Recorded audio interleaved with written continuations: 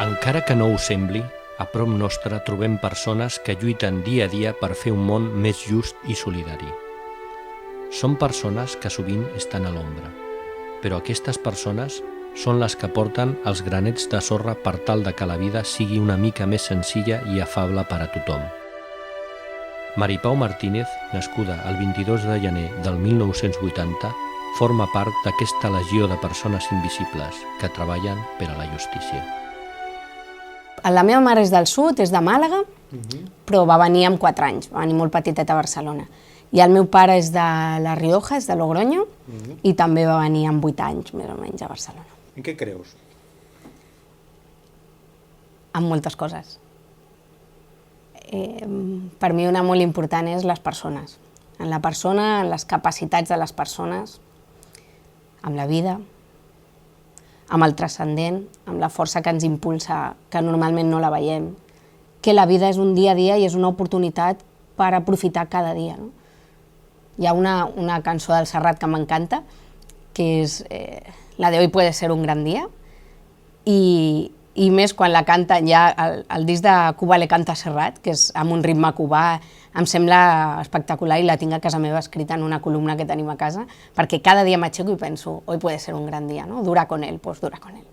He volgut ser moltes coses, vaig tenir una època de veterinària, però després vaig veure que havia d'estudiar moltes ciències i no, vaig decidir que no. Una època que volia ser mecànica de cotxes, igual que era el meu pare. Astronauta, vaig passar per etapes. A partir dels 9 anys vaig decidir que volia fer alguna cosa amb persones. No sabia què era, però volia dedicar-me a persones, si era mestre o si seria alguna cosa semblant. Fins que vaig descobrir la pedagogia i l'educació social. Un centre obert, com a tal, és un espai educatiu, que ja fa forces anys que existeixen, no fa tant que han estat reconeguts també per l'administració pública i sobretot que formen part de la xarxa de serveis socials, no fa tants anys que això és així.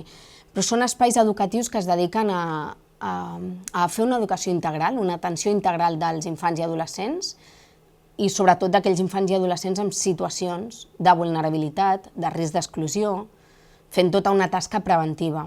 El Centre Obert Don Bosco el que intenta és educar i acompanyar els infants i adolescents en el procés de la seva vida, que va entre els 6-8 anys i els 16-18 anys, i es dedica a això, a l'educació integral i al poder acompanyar el noi i a la seva família en tots els aspectes de la seva vida. Però principalment el que intenta és fer que les persones tinguin igualtat d'oportunitats. És a dir, una família o un noi que per les causes que siguin té situacions vulnerables pugui arribar al mateix nivell que qualsevol altre noi que no viu aquest tipus de situacions. Don Bosco. Don Bosco era un savi. Jo estic convençuda que era un savi. Don Bosco va ser un gran pedagog i a més va fundar els Salesians, l'ordre dels Salesians.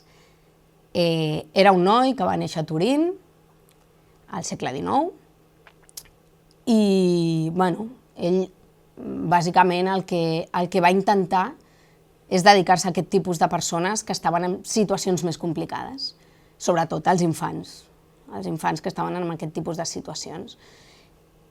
I com ho va fer? Des de l'alegria, des de l'estima, des de la proximitat, la confiança amb les persones que ningú no hi confiava, i més en aquell moment històric, i treballant perquè se'n sortissin en la vida.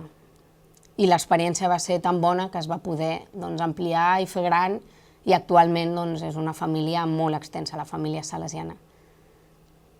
I és una persona, un pedagog, que et deia, perquè el seu mètode, i mira que fa 120 anys del seu mètode, encara ara l'estem utilitzant, és el sistema preventiu. I el sistema preventiu, evidentment, s'ha hagut d'actualitzar perquè els temps no són els mateixos, però encara ara és vigent i s'utilitza. La integració és una paraula complicada i és una paraula que pot ser enganyosa, perquè pot semblar que la integració és que algú s'adapti a una nova situació. Nosaltres no entenem la integració d'aquesta manera, sinó d'una manera molt més proactiva i molt més de feedback. És a dir, tant les persones que arriben a un nou context com les persones que acullen a persones que venen d'un altre context, són agents d'integradors per una banda i per l'altra. És a dir, sense coneixement de l'altre no hi ha integració. No es pot pretendre només que hi hagi persones que vinguin, parlin la llengua, clar que sí, perquè això ho hauran de fer, no hi haurà més remei, però nosaltres també cal que fem un esforç per conèixer, per entendre i d'aquesta manera facilitar els processos d'inclusió de qualsevol persona, no? Tant si ve del poble del costat com si ve d'un país molt diferent. Un educador, jo sempre els dic als educadors que són educadors 24 hores. Hi ha educadors que em diuen, jo m'he trobat, que em diuen no, la meva feina és de les 4 de la tarda a les 9 de la nit. Quan surto del centre jo faig el que vull. Jo els dic que és cert, tu tens la teva vida i tu pots fer el que vulguis. Ara, si tu, fora del centre, fas coses que als nois els estàs dient que no facin, i ells en aquell moment et veuen, comparteixen amb tu, aquesta referència que tens comença a perdre sentit. Sant Boi hi ha una realitat social molt rica, jo penso que és una ciutat amb una diversitat de persones gran, amb una quantitat d'entitats socials, d'associacions també bastant gran, i això és un potencial que tenim i que s'ha d'aprofitar. Si tinguessis que anar-te a una illa deserta, què et portaries? Poden ser persones? El Miquel, me'n portaria el Miquel, segur. Si hagués d'elegir una persona o una cosa seria el Miquel. Sense la família per mi seria molt difícil també sobreviure, però la família. I de coses probablement m'emportaria o un llibre o una televisió.